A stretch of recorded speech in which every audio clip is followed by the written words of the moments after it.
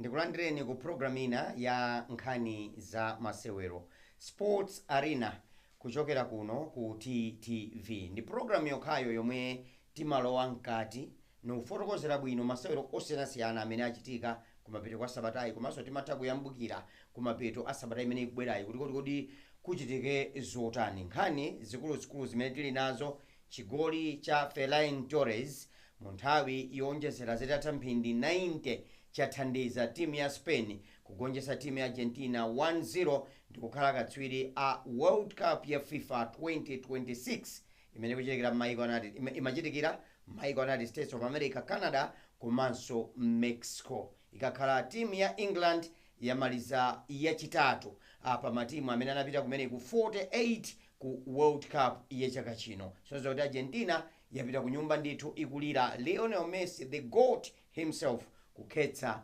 misozi. Kuchokera pamenepo ndi kuti tibwerera kuno kumudzi kuli nkhani zingapo chifukwa ligi ya FDH Bank Premiership sabata namba 10 ilibe mwini. Ipita uku lero sabata inayi uku, ipita uku sabata, koma ni Mighty Wanderers imene kutsogolera ligi imene ine mapoint okwana 21 ndi timu ya Silver Strikers mapoint 21 pa namba 2 kumatasewera masewero okwana 10 aliyense. Ndipo timu ya Bullets ikubwera ndi 20 points tsopano pa namba 3 pa ligi imeneyi. Koma masapota ena a Bullets anaponya ma objects ground pa masewero ayikhaya ndi Bullets ala mulungu potsatira kukanidwa kwa chigoli chimene assistant referee wina anayimisa mbendera kuti china cha offside cha Ephraim Kondowe. Tikambirana nkhani zimenezo komanso nkhani yomaliza ikhale yonena kuti temwa chawinga kuchokera United States of America tsopano wafika ku Morocco ndipo akupangana ma practice ndi anzake kuli Full House kumeneko. Dzina langa ndi Peter Forte, bwanji tikhale limodzi.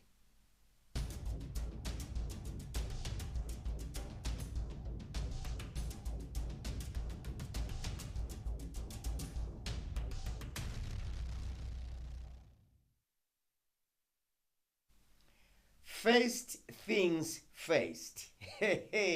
Ferran Torres walanga Argentina ndipo wathandiza timu yake ya Spain kukhala katswiri FIFA World Cup ya 2026 imene imachitikira m'mayiko United States of America, Mexico komanso Canada. Kunalibe chigoli china chilichonse kugawo loyamba. Gawo lachiwiri aite ndipite ndime yonjezera koma ndi wabwera nyamata Ferran Torres uyo uli mukonde apatu nkuti goloboy uja Martinez atagwira mipira ingapo chifukwa inafika kanthawi kena Spain kungopana Argentina mu gawo la Argentina koma goalkeeper analimba kwambiri. Program ya lero ndili ndi Sam Banda Jr, modzi wa akatswiri potsatanso masewero ampira wa miyendo kuno kumudzi ngakhale kunja kwa dziko lino. Sam, ndifuna ndikulandira ku program imeneyi.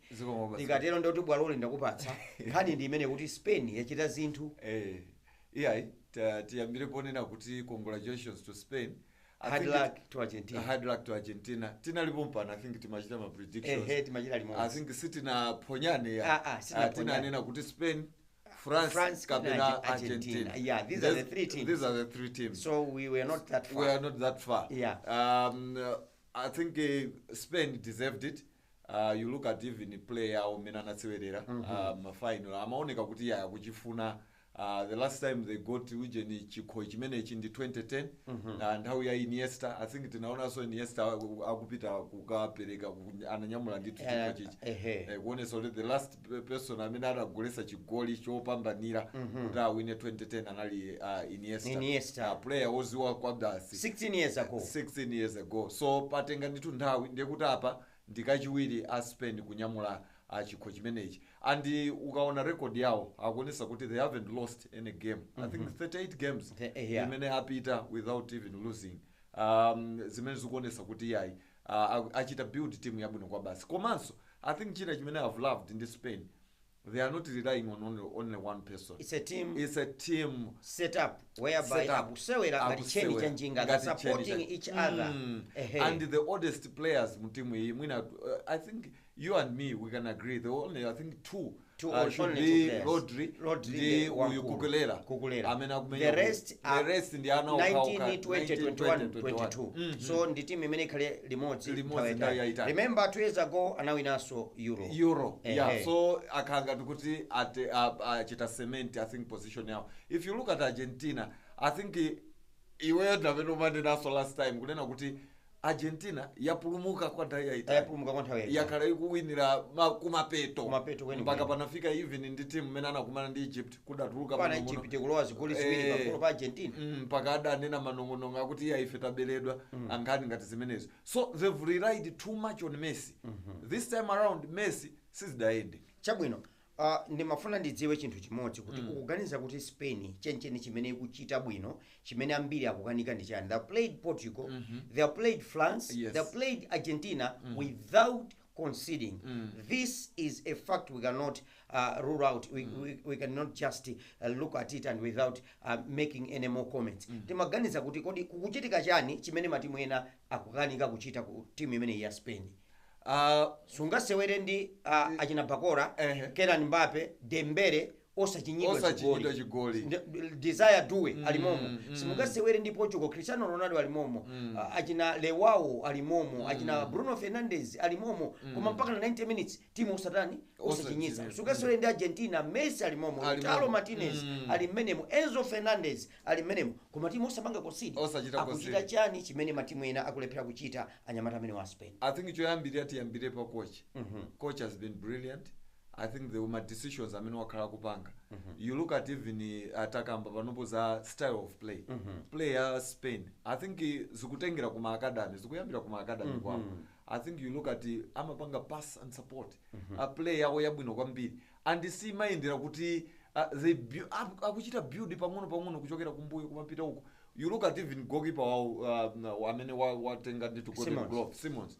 Wachita concede chigoli chimodzi. And you look at even footwork yake akuchita akupanga understand kuti mpira uziyenda choncho kumayambira kumbuyo kuyenda and then pakati pali chikhomo kwambiri. You look at Rodri amayambisa mipira amazizirisa mipira dzina lake lompatsa ndi conductor conductor ati ndi conductor and Kukulera ananena pa interview yake akunena kuti Rodri ndamene akumalandira tikaona kuti tili pa pressure mpira timakusiya kwa iyeyo ndamene akukhanga takumazizirisa komanso kuyambisa zinthu ndi amene ali ndi engine. So kuyambira kumbuyo kubwera even pakati mpaka kutsogolo there is an understanding.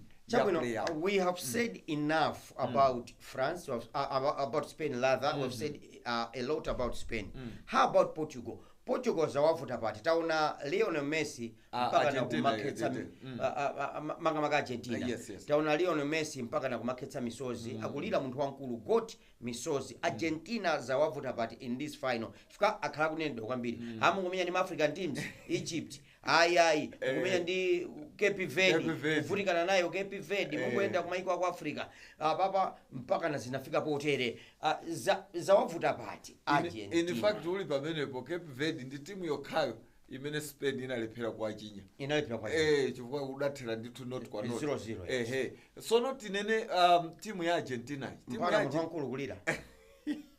timu ya Argentina tani kuti I think anampasa udindo wonse kuponyera Messi zimene zikukhanga kuti zinavuta kwambiri chifukwa mumpira you need to be a team muzisewera nonse limodzi koma zija zomadalira kuti ya Messi achite china chake akamakidwa ndekuti ndizija zikumavuta and apapa zero shots zimene zinatuluka kwa Messi.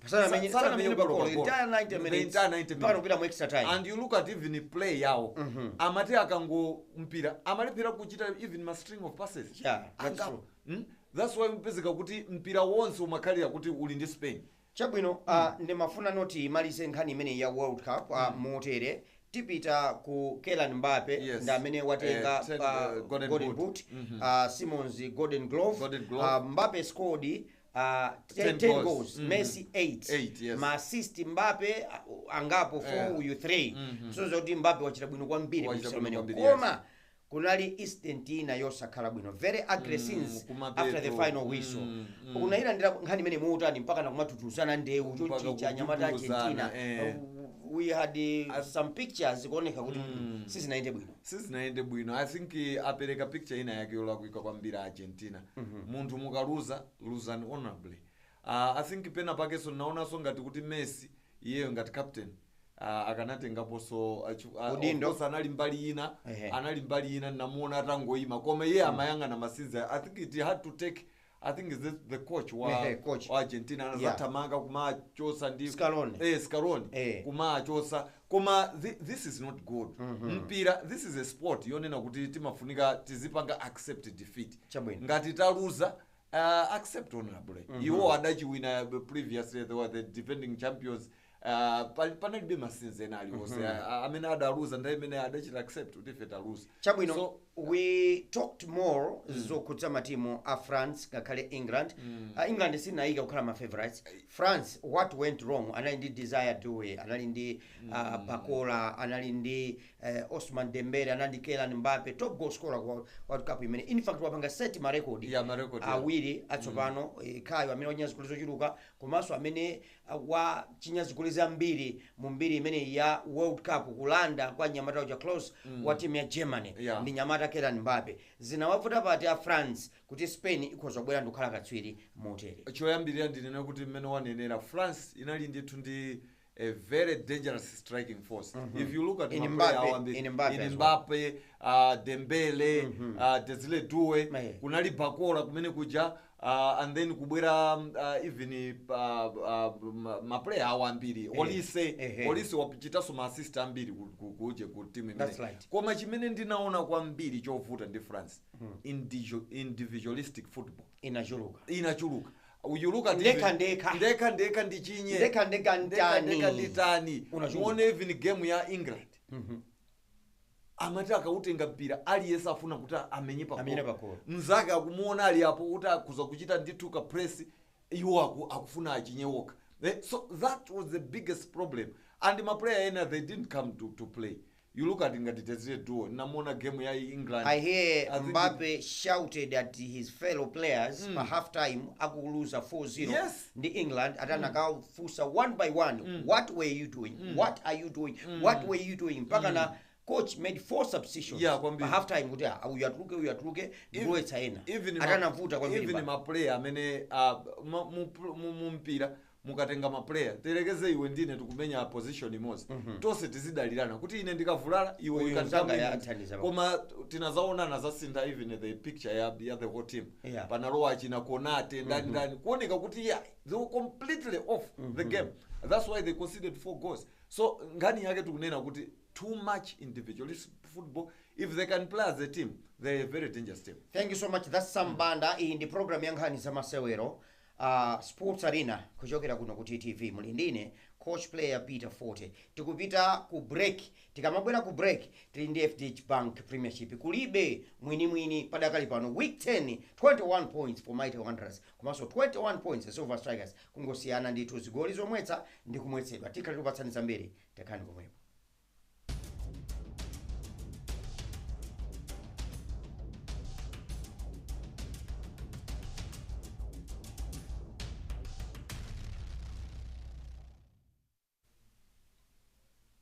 FDH Bank Premiership Sambanda yafika povuta. Number 1 Mighty Wanderers 21 points. Anyazigoli 20 ndikuchinyitsa zochepa 6 goal difference yao 14. Silver Strikers ajinya 18 ndikuchinyitsa 4 goal difference yao so 14.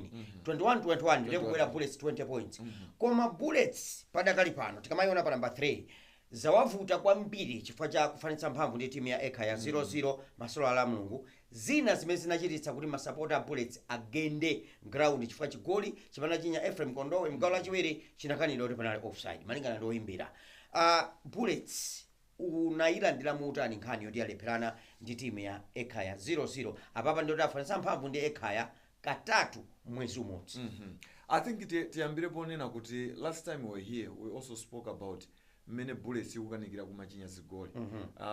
Komanso ndimanena kuti I think there's no aggressiveness mu team ukaona sometimes kuona kuti play yawo ikuoneka mwapendapenda ikumapepuka. That's why matimu ena akumapanga capitalize on that. I think I expected kuti abwera ndi mavuvu kwambiri this game. Having failed kupanga go through mu Airtel top 8, I think ndimaona ngati kuti achita homework. Kunena kuti anthu aja anatirusa Airtel top 8. I think mu league mokam tiyeni tilimbane nawo. Koma zikuoneka kuti akupepukabe. You look at even the game, imaoneka kuti despite kuti nthawi ina akamaonesa kuti ali ndi chikhumbokhumbo chochinya, koma pound for pound I think sikuti Ekhaya maisi yakutaliya. Ekhaya imaoneka kuti nayonso ikubwera. So it was a 50-50 game. I think ndimaona chigoli chimene ukunena chonena kuti I think it was anachimba offside. Mbali ina umaoneka kuti slight offside kamene mbali ina chabwino. Koma izozo ndizimene tinganena kuti I think VAR ikanakhala kuti ilipo mwina ikanatha kuthandizira kuti offside kapena ayi.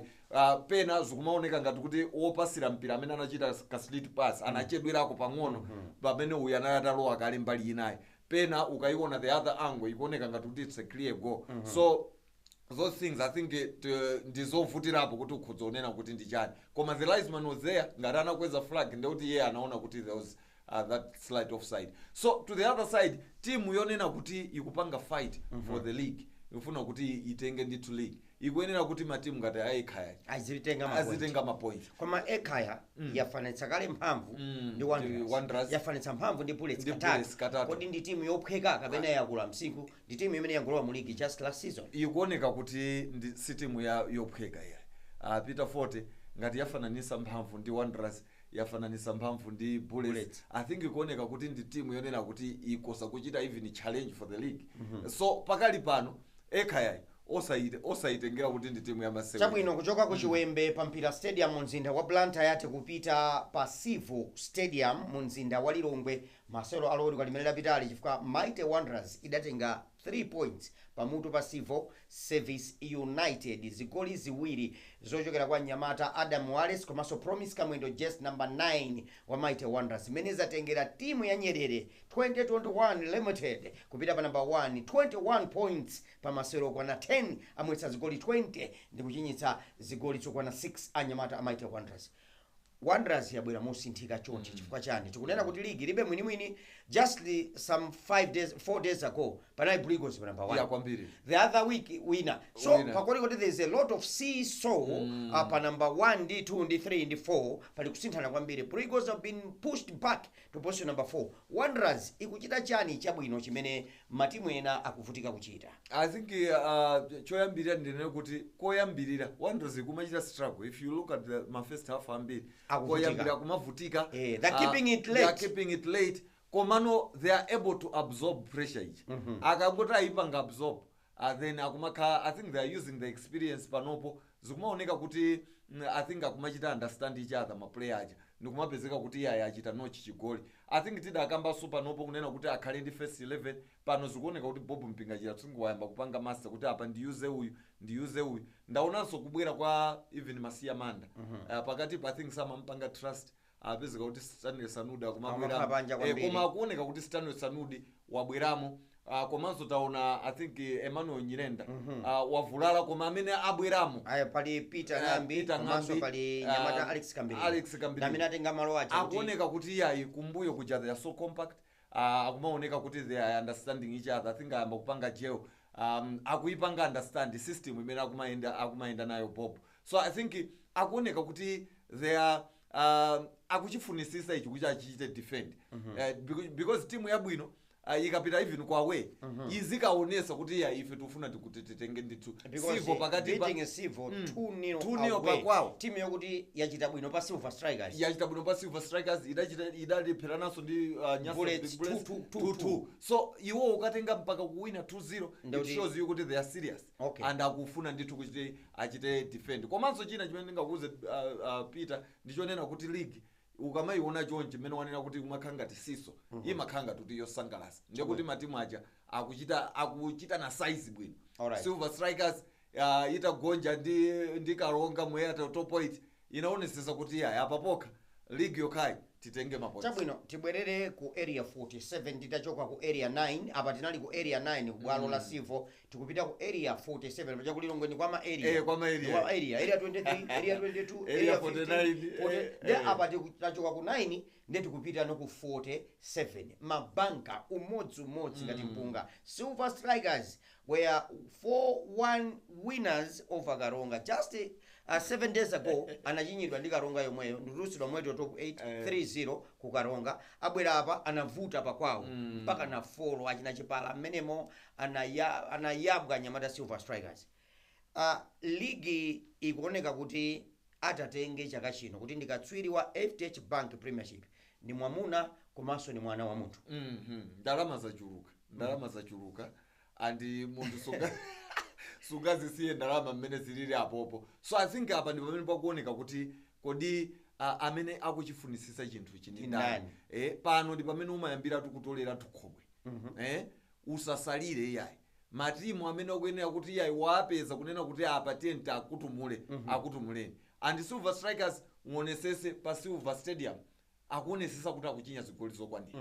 And kuchinya 4 and apapa aonesa kuti iyayi anakwiya kwambiri. You look at nanena kuti anagonja ndithu ndi kumwera top 8 anaonesesa kuti iyayi Karonga ikamabwera uku yatitulusa ifeso kuti onese kuti uku simudatichite zabwino. Chabwino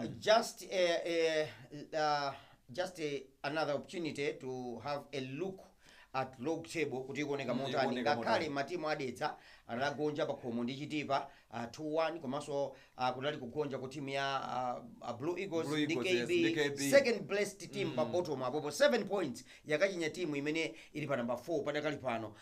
Timu ya Blue Eagles inali pa number 1 just 4 days ago koma tibula 2-1 pa bwalo lomweli la Sivo. Izi ndi zina zimene zachitika. Log table ndi imeneyi kumaliza ndi gawo limene la FDH Bank Premiership koma tikupitanso ku nkhani ya masewero ampira kwa miyendo chifukwa the Scorchers adakwera ndege ali ku Morocco mu mzinda wa Rabat kumene ku timu ya Malawi ya Scorchers ya mpira wa miyendo osewera amayi isira masewero ake oyamba mu mpikisano wa muno mu Africa kumosewera amayi women's football kumeneko Malawi isira ndi Nigeria kenako kusewera ndi Egypt kenako tizamaliza ndi Zambia. Nkhani yabwino kwambiri ndinoti Temwa Chawinga the machine herself most valuable player not only in Malawi but in the United States of America again Kansas City forward wafika ku Morocco.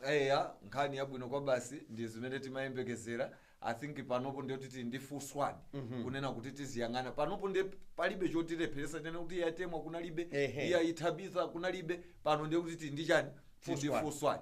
Chifukwa ndimaonanso Nigeria nayonso I think panali kakauje kachati kena kake pamene amanena kuti yayi uje na maserolo kuti chonde osakatichinya 5 koma Nigeria kumene iliko ikudziwa kuti iya mpira uvuta ndi anaoshora so nawo abwera ali kumene abwera ndimaonanso line up yawo ndikumbutsane kuti Nigeria ndimene kusunga chikho chimene ndi nawo sa Nigeria kumene aliko akuchita kudziwa kuti yayi timu ya Malawi ili ndithu ndi ma top players ine Tabitha Chawinga komanso Temwa komanso tikaonanso ma player ena tiso Retisha Chinyamula Kenneth Mkandawire I mean Mkandawire not Kenneth komano this Mkandawire kucheka kumbuyo ndezikuoneka kuti yayi tili ndi squad yabwino. I think makochi angu alimbikisa ma player taona famu so ikubwera iko apa sandithu chilimbikiso mabonus kuti ena kuti ya ndabwino kandrama khanga ni tukabwino nde I do hope kuti ndi mmene Temwa abwerera ndi Tabitha ndi the whole team ndezikuoneka kuti ya timu yathu ili bwino kwambiri. I think chimene angachite pano ndikualimbikisa kuti yayi osaopa kuti ma defending champions ndani Super Falcons ija tiyeni titengese imene ijayi komanso I think ndi Morocco yatichitsa size bwino apapa timenye ndi Ghana ndiye kuti mwina ziti pasa picture yabwino tikamapita ofikira tsiku lina makamaka kumapeto kwa sabata ino lachisanu ngati chauta tesungani moyo all being equal tidzakumananso malo ano program ine ya nkhani za masewero Sports Arena. Otherwise dzina langa ndi Peter Forte alolale akanakane wa Times Group. Program ya lero online ndachimwene Sambanda Junior. Thanks so much for joining us. Thank you so much. Kwambiri tinandiza mbiri zimene zimachitika ndi AI tinena kuti achimwene tiyeni inuyonso kuti mumachepera kaba nkhani zimazatira bwino kwambiri koma this guy ndi wa entertainment koma nkhani za masewero ayi ndikatswiri ineyonso ndakhala ndikumana malo ambiri osiyanasiyana maground ndi mmene mwayionera program tinachita mubwerekera Sambanda Junior. Bye bye for now. Keep watching TTV. Many thanks to Obet Mgagama on the final control center. Kumaso na ndinkadi wa kuzomba bene. Nkadi wa kuzomba. Mamudziwa. Nkadi Mataka. Mike Mataka. Mike Mataka. Nkadi ni nkadi. Anali bene. Amabwera awiri. Amabwera awiri. Yeah, pano mchito ndio kuti kupita chisoko. Bye bye. Keep watching TTV.